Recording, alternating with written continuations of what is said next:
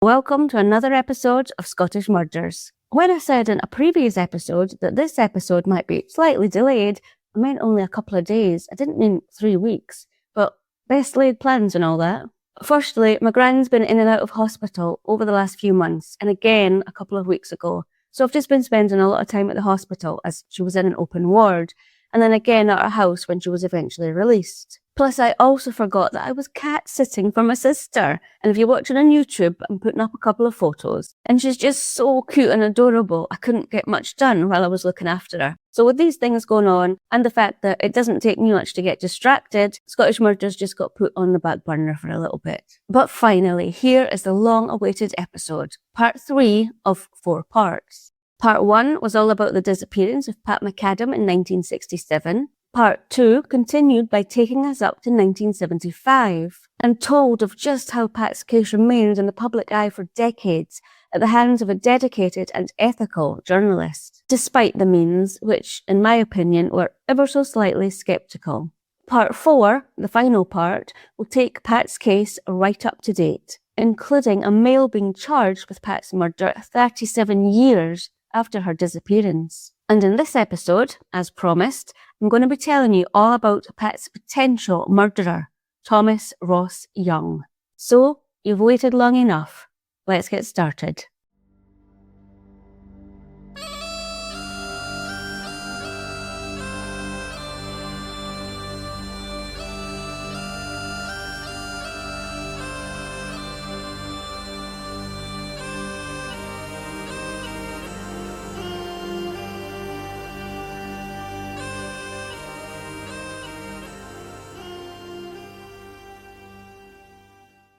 Trigger warning. This week's episode discusses topics some listeners may find distressing, so listener discretion is advised. Thomas Ross Young was born illegitimately in Glasgow in 1934 and was immediately rejected by his unmarried mother, something that he apparently carried a grudge about throughout his life, with his future ex-wife, Annie, saying that he had absolutely no respect for women, that they were just there to be used and abused by him, having always felt he'd been rejected by a woman, his mother, when he was young.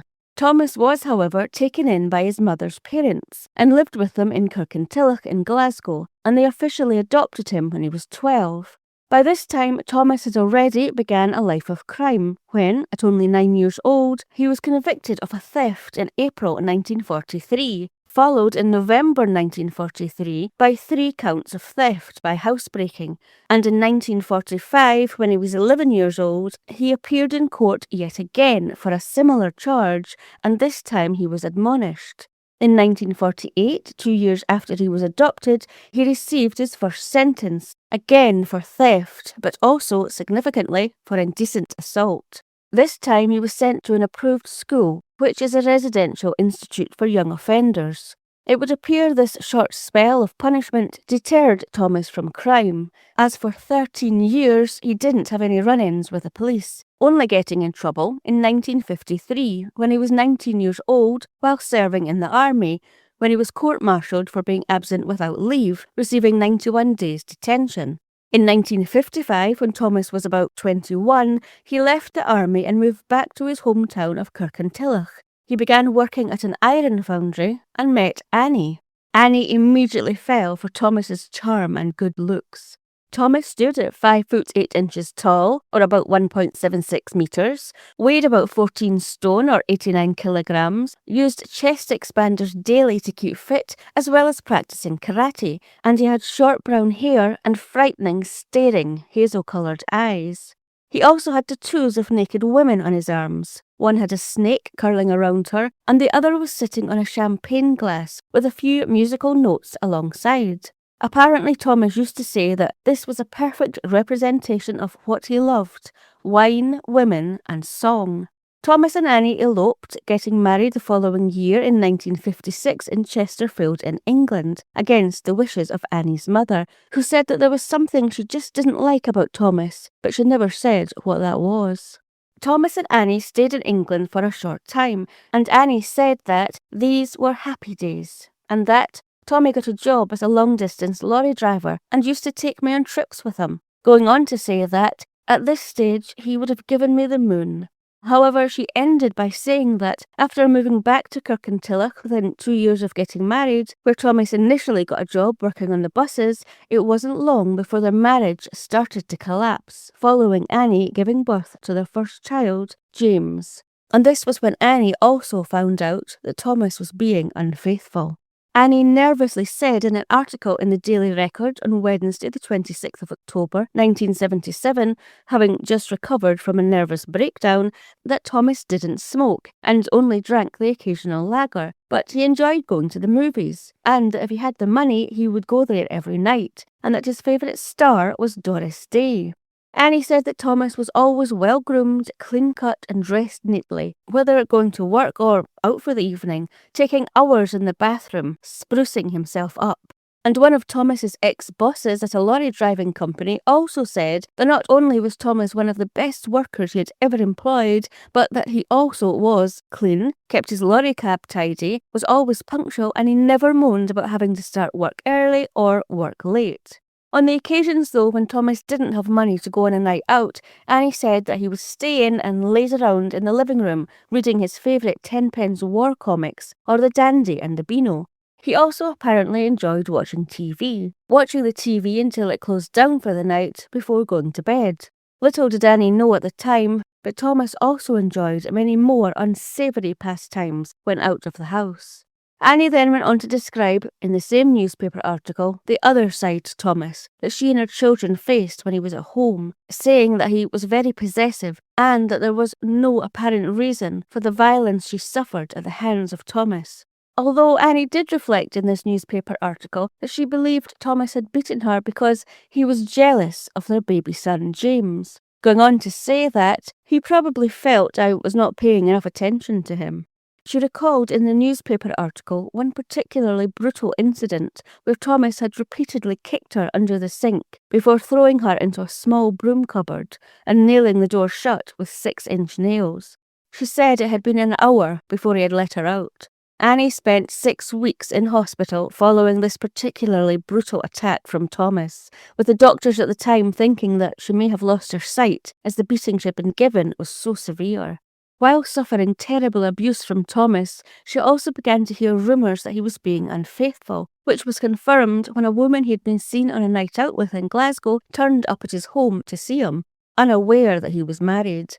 Upon finding this out, though, she apparently packed him in. But the extramarital affairs didn't end there, and at Christmas time in 1957, Thomas turned up at home with a pullover that had been a Christmas present from the girl he was seeing at that time, along with a card that read, "Love from Margaret." Upon realising who this pullover was from, Annie said she threw it and the card onto the fire, for which she was severely beaten. By this time, Thomas and Annie had had 3 further children, 2 further sons and a daughter, with Annie saying that even her children were not safe from Thomas and his violence, with Thomas apparently half killing one of his sons by slashing him across his throat. And as his children grew up and married, Thomas even assaulted his 2 young daughter-in-laws. The only person safe from Thomas appeared to be his daughter, Patricia, who was called the love of his life, and who he loved to buy presents for weekly.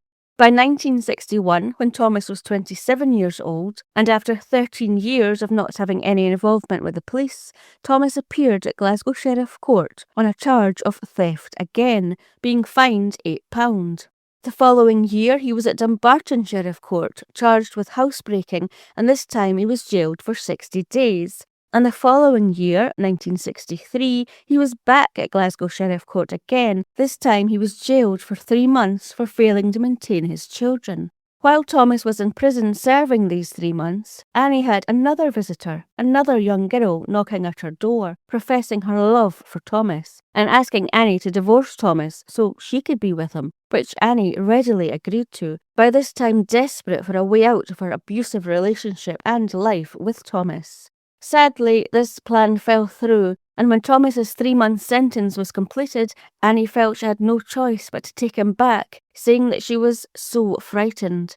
She went on to say in the article that following Thomas coming back home, we slept in separate beds, and I only saw him at the weekends, as Thomas had secured himself a job as a long-distance lorry driver upon his release. and it was this job that afforded Thomas much more freedom to carry out his most heinous crimes thus far, which finally came to a head in October 1977.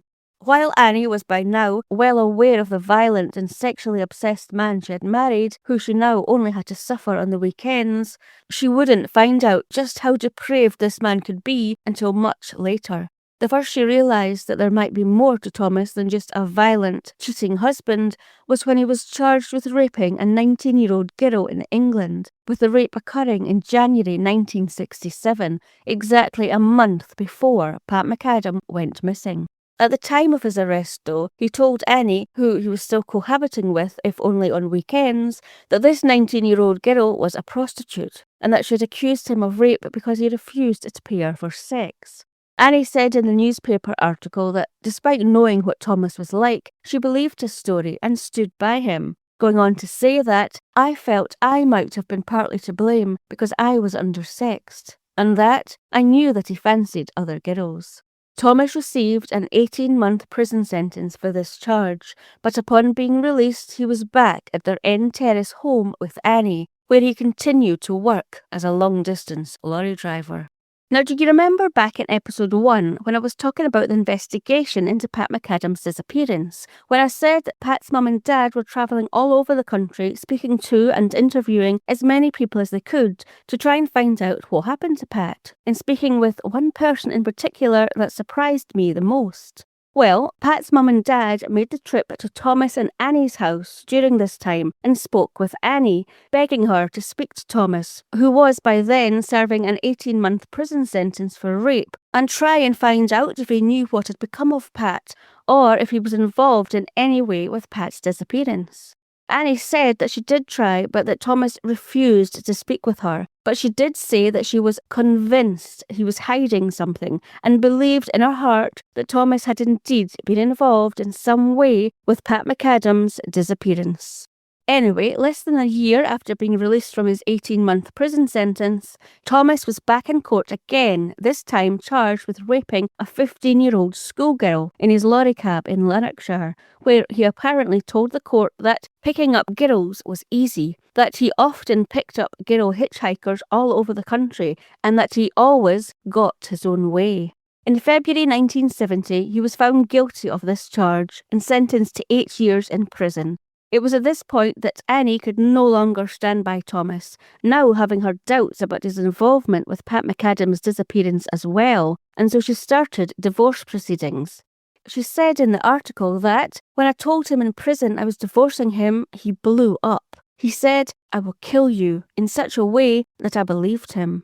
Thomas and Annie were finally divorced in 1973, but that wouldn't be the end of the trauma for Annie and her children, as just 2 short years later in June 1975, after serving just over 5 years of his 8-year prison sentence, Thomas was again a free man. And while he didn't move back into the family home this time, renting a flat instead near St George's Cross in Glasgow, he still would regularly return to the home to see his children, especially his then 16-year-old daughter Patricia, who he loved to lavish gifts on. And it would be this very act that put the final nail in Thomas Ross Young's coffin. At the time of Thomas being released from prison in 1975, his photo and criminal history was circulated to senior detectives in Scotland with a warning to "watch this man." But despite this, his depraved acts on women and lust for sex and violence would continue for another 2 years before he was finally off the streets for good, when he received 2 life sentences for the murder of 37-year-old Frances Barker, 2 attempted murders and 3 rapes, with the presiding trial judge imposing a 30-year minimum term. It was at this 7-day trial that the extent of Thomas's depravity was revealed. For so many years, Thomas Young's cab had become a vice centre, where prostitutes were taken to a favourite haunt of his, being a multi-storey car park on Waterloo Street in Glasgow, where he would expect the women to give in to his sadistic demands. And if they did not, he would beat and rape them until they had no choice but to give in to his demands, before being thrown from his cab, battered and bleeding, once he had finished with them. If there were no prostitutes willing or available for Thomas's cravings and demands, he went in search of other victims, on occasions hiring a car and disguising it as a taxi to attract female fares, and where, on one occasion, he picked up a pensioner in his taxi and robbed and assaulted her, and another time he tried to force a young woman into his taxi while she waited on a quiet road for a bus one night. When working as a long-distance lorry driver, Thomas easily found victims up and down the UK by luring female hitchhikers into his cab with his always plausible silver-tongued lies about himself and his home life, appearing initially as a gentle, kind, sad man whose wife had died, leaving him heartbroken, turning into a beast once he had them in his cab, but always getting his own way, one way or another.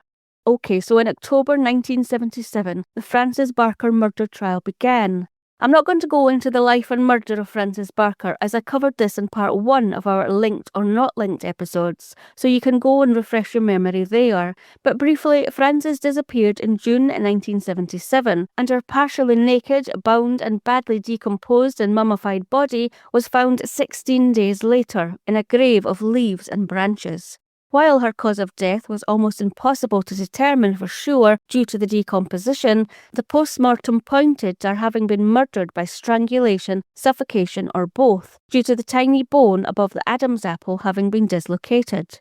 While forensic officers painstakingly collected evidence from the scene, police officers began a murder investigation, quickly coming to the conclusion that Francis had been picked up and murdered by a curb crawler. And so they visited the red light district in Glasgow to speak to the sex workers, hoping that they could point them to a likely candidate for Francis's assault and murder. Striking gold when a sex worker could not only think of a very likely and violent man, but had also taken down the registration number of this man's lorry, a man who very regularly visited the red light district. And it was none other than Thomas Ross Young, the same man who police in Dumfries had questioned around the disappearance of Pat McAdam. Thomas Young was quickly found and his lorry cab was forensically tested. 2 dyed hairs with blood on them were found in the cab and were determined to have belonged to Francis Barker, along with a single hawthorn leaf, which could have come from a branch that had been used to conceal Francis's body after she had been murdered. Not conclusive proof that Thomas had murdered Francis, but a case was definitely building against him, and there definitely was enough evidence for an arrest warrant to be issued, a month after Francis Barker had first gone missing. Now police just had to find Thomas, as he had gone AWOL. Presumably having realised that the net was closing in on him, Thomas had gone into hiding, choosing to go to his ex-wife Annie's now flat, presumably while she was out or away from her home, and cut a hole in the floorboards large enough for him to go inside and hide. However, not being able to locate Thomas, police kept a watch on any potential places he may go, and after a few days in this hideout, Thomas, perhaps thinking the coast was now clear, came out of his hideout and the flat, and he was promptly arrested. It would be what was found in this makeshift hideout and in his ex-wife's flat that served to finally bring an end to Thomas Young's reign of terror. Upon speaking to Francis Barker's friends and family, police established that on the night she went missing, she was wearing a distinctive silver bangle and that she always carried with her a makeup case which contained a recently gifted green powder Clinique compact. Found under the floorboards in Thomas's hiding place, police found a green powder Clinique compact. They also found, though, 4 small buttons, 3 white and 1 blue, which did not belong to Francis Barker.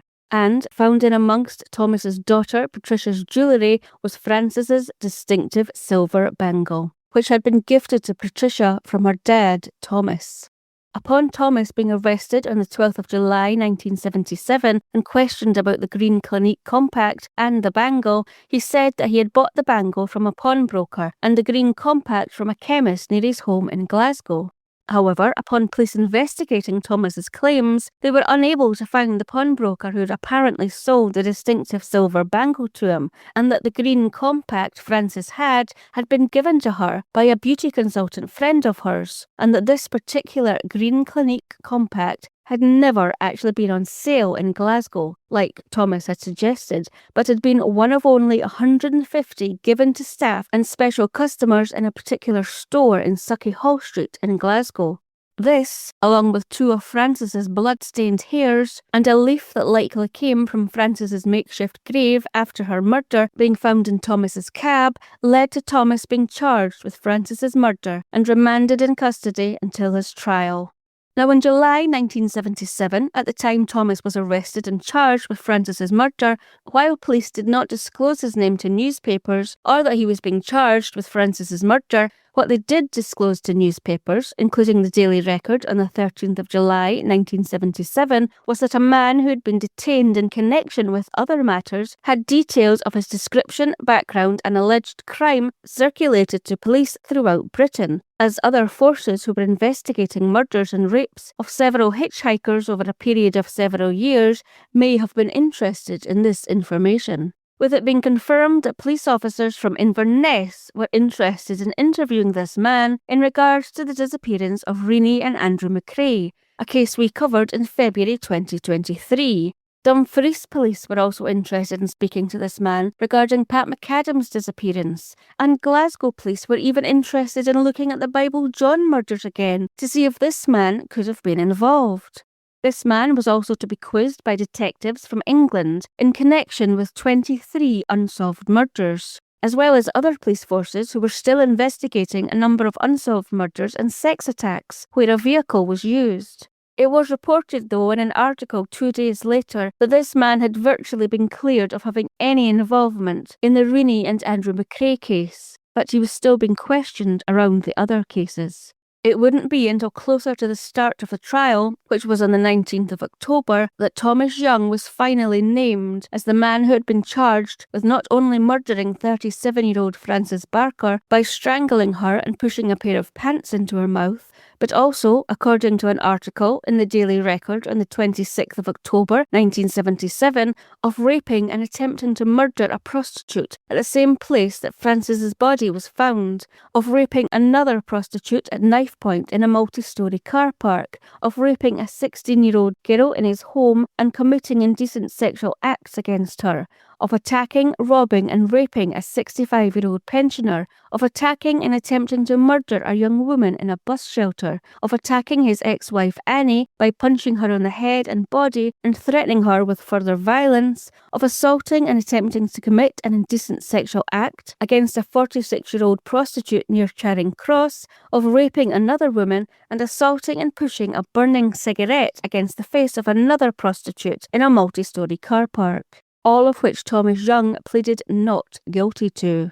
At the trial, Thomas's long history of depravity against women came out, of having for 30 years battered, raped and robbed so many women, according to Thomas himself, having had sex with more than 200 girls in the cab of his lorry, leaving his final victim, Frances Barker, bound, gagged and half naked in a grave.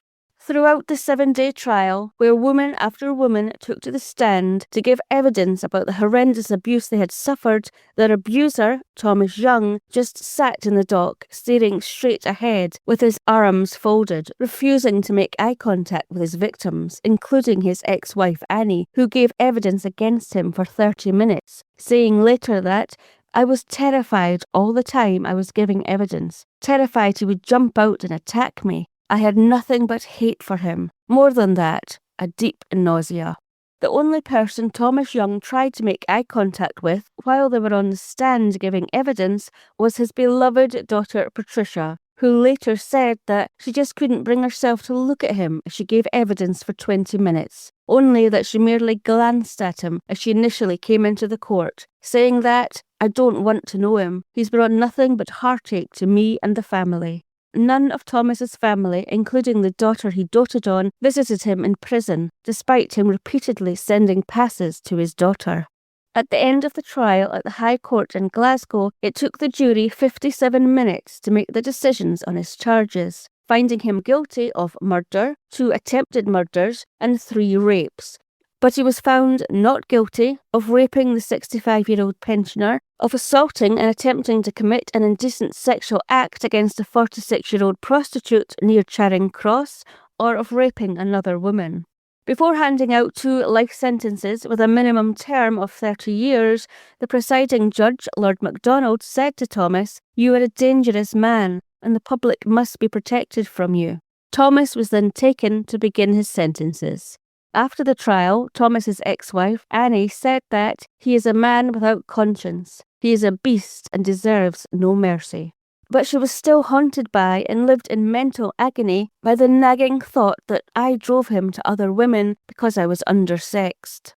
Upon Thomas being found guilty, senior detectives again travelled from Dumfries to Glasgow to question him about the disappearance of Pat McAdam, hoping that as he would not ever be a free man again, that he might be willing to admit his involvement in Pat's disappearance. Police still believing that to be the case, despite having no evidence or proof. But no, Thomas had nothing to say to police officers about Pat McAdam's disappearance. Pat's case, though, was at that time finally changed to presumed murdered instead of just missing. But what about the other unsolved murders and rape cases across the UK? And what about the 4 buttons found along with Francis Barker's green compact in Thomas's hideout? Well, police forces up and down the country reopened cases on many missing and murdered women and women who had been raped after Thomas's conviction, and samples of his blood were sent to them for comparison. And police forces in the UK were also alerted to these 4 buttons to see if these buttons matched with any of their unsolved cases.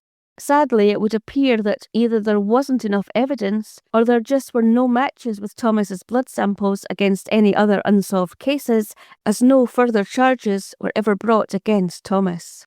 And it was the same story with the buttons. No matches were found and Thomas was cleared. So who did the 4 buttons belong to? 3 white and 1 blue. Other victims not yet known, or was there a completely innocent reason? Although, if innocent, why hide them in your own hiding place? This remains a mystery.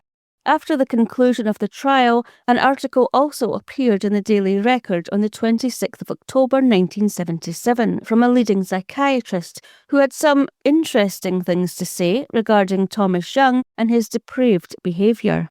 The psychiatrist said that it was obvious Thomas had a tremendously high abnormal sex drive, and that, when a man like that is in a sexual fury, it's just a case of wanting to gratify himself with any female. It doesn't matter where or with whom, how old, young, pretty or ugly the female is. He explained that Thomas appeared to be able to control his urges when he was working, with Thomas's boss saying he basically was one of his best ever employees, explaining that this was because when a person like Thomas is working hard, their mind is occupied and they don't have time to fantasize about girls.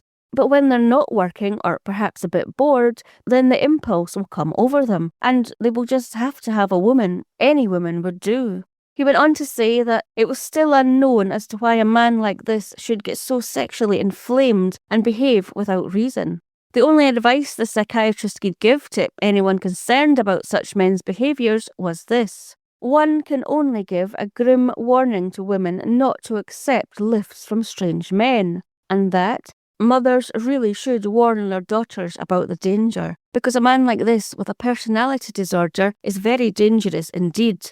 He did helpfully go on to say, though, that in Scandinavia, a rapist is often castrated, and if he agrees, his sentence is reduced, as such an operation takes away the sex drive. Thomas Young continued to claim he was innocent of Francis Barker's murder, that he had been set up, and he was even granted 2 appeal hearings. One where his minimum sentence of 30 years was reduced to 25 years, and another appeal which challenged the safety of his conviction of Francis Barker's murder. But this appeal failed. Thomas did, however, spend the rest of his time in prison protesting his innocence. And in the next episode, we'll hear how a retired detective said, following a cold case probe, that it wasn't Thomas Young who had killed Francis Barker, but another man, after this man was convicted in 2014 of the murder of 2 young girls in Edinburgh. Oh, what a tangled web. Okay, so that's not the end of Thomas's story, far from it. In November 2004, it was reported in the Aberdeen Press and Journal that following a police investigation called Operation Trucker, a 70-year-old man, who police were refusing to name, was arrested and charged with Pat McAdam's murder. and that a report would be sent to the Procurator Fiscal. Fantastic! Although it wouldn't be until September 2007 that this man, now named as Thomas Young, appeared in court charged with Pat McAdam's murder, where he made no plea. On the 8th of August 2014, it was announced in an ITV newspaper article that 79-year-old Thomas Ross Young had died in prison. But had he been tried and convicted of Pat McAdam's disappearance and murder before he died? Find out in our next episode. But from this episode, do you feel you know far more about Thomas Young and his life than you did about Pat McAdam and her life before it was cut short after listening to episode 1? I certainly do. Just before I go, I hope that everybody that went to CrimeCon in Manchester at the weekend had a fantastic time. I'm really disappointed that we weren't able to make it after all. It sounded fantastic. Hope to see you at CrimeCon in London next year. Join us for the final part of the Pat McAdam disappearance next week. Until then, I've been your host, Dawn.